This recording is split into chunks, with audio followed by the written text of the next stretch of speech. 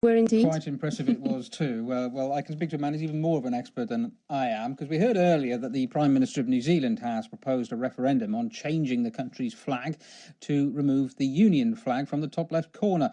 But what about the British flag, or Union Jack itself? If Scotland votes for independence, will there have to be a rebrand? It isn't an easy problem to solve, of course. Let's turn to Charles Ashburner, the boss of MrFlag in Swansea, also chief executive of the charity The Flag Institute. Hello, Charles. Good evening. Let's put your commercial hat on first. We're talking about the New Zealand flag and a possible change there. How many do you sell from your base in Swansea? We probably sell 30 or 40 a week of various shapes and sizes. Really? Well, that's quite a demand then for you. Yeah.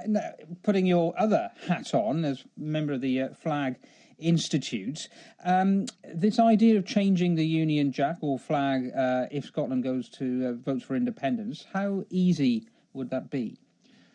It's extremely complicated, and not least because nobody knows who's in charge of it. Why is that? Well, the flag was originally designed in the 17th century as a royal banner, and when we needed a national flag at the beginning of the 19th century, the 20th century, it sort of fell into use, but it was never formally adopted as the United Kingdom's national flag, and so consequently no authority was ever set up in that process to take care of it. So is it a bit like the British Constitution then? It just evolved over the centuries and they forgot to put anyone in charge of it? Absolutely, which works perfectly well until something significant has to happen. Right, so would there be an act of parliament then if Scotland leaves the UK and it's thought that you have to take the blue out of the Union flag? Well, yeah, I think there are moves afoot at the moment to try and work out who might be in charge, and once that's established, I think there would need to be some form of flag act to establish its status in law first, and then after that there would be some decision on whether or not it is appropriate to change it. And I think public opinion would very much be a factor in that. And I was looking at the website for the Flag Institute, not something I do regularly, I must confess, but part of my preparation for this, I did. Quite a talking point among your members, and plenty of support for keeping things as they are.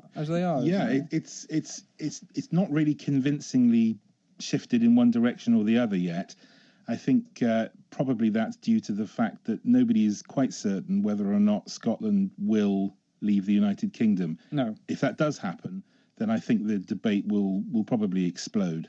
And then you'd have the debate as well about whether there should be more of a reference to Wales in the flag. Absolutely. I think if there was a serious move to change the flag to remove Scotland, it would be, I think, unthinkable to not include Wales in the new design. Do you have your own personal preference? Well, I'm a big fan of the Union flag as it is, but I think if it were to change, I would personally go for removing the blue background and changing it to the black of the flag of St David. Well, that's a good idea, and lots of people will have to change their boxer shorts as a consequence. So. They would, yeah. Well, they should change them regularly, let's be honest. But everybody looks good in black. Well, yes, indeed. Thanks very much to Charles Ashburner, who's Chief Executive of the Flag Institute. Very slim in black. Yeah, it is. Yeah, is it?